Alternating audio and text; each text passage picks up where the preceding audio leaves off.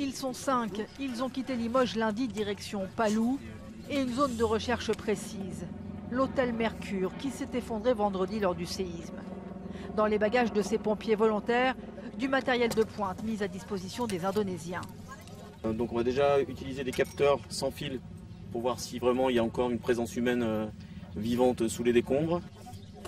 Hier, ces chiens des secours indonésiens ont marqué, c'est-à-dire qu'ils ont peut-être détecté des traces de vie 6 jours après le séisme. 2 étages de l'hôtel se sont complètement effondrés. Dans les décombres, 40 personnes ensevelies. Entre les 2 piliers, là, potentiellement, il y a du monde.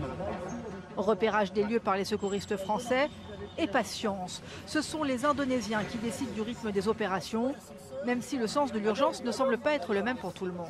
On a une suspicion, il faut qu'on rentre. Il faut lever le doute. Il faut lever le doute, c'est tout. Lever le doute, qu'on rentre. Ils sont chez eux, ils s'organisent, donc on se met à disposition. On est OK. Voilà. Apparemment, là, on a le feu vert, donc on peut y aller. Une quinzaine de minutes d'exploration et à l'arrivée, toujours un peu d'espoir.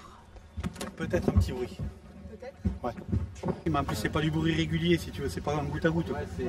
C'est pas un goutte à goutte. Ça fait tac, tac, tac, tac, puis ça revient. Et... À quelques mètres, les familles des disparus qui attendent, exaspérées. Elles pointent du doigt l'insuffisance des secours depuis une semaine. Si seulement les opérations avaient commencé plus tôt, ma nièce aurait pu être sortie, blessée, mais vivante. Là, je n'ai plus d'espoir qu'elle soit vivante. Les familles n'y croient plus. Il n'y a rien. Et les secouristes français, 1 heure plus tard, se rendent aussi à l'évidence. Toujours pas de traces de survivants entre les plaques de béton. On pensait qu'il y avait davantage d'espace que ça, mais vu l'espace de survie qu'il y a entre les 2 plaques, c'est sûr, s'il y a des victimes, elles ne sont pas vivantes. Pas de balissoire donc cette fois-ci. Les recherches continuent pour localiser des corps sans vie. Ces pompiers français sont presque une exception car il y a à l'heure actuelle très peu de secouristes étrangers.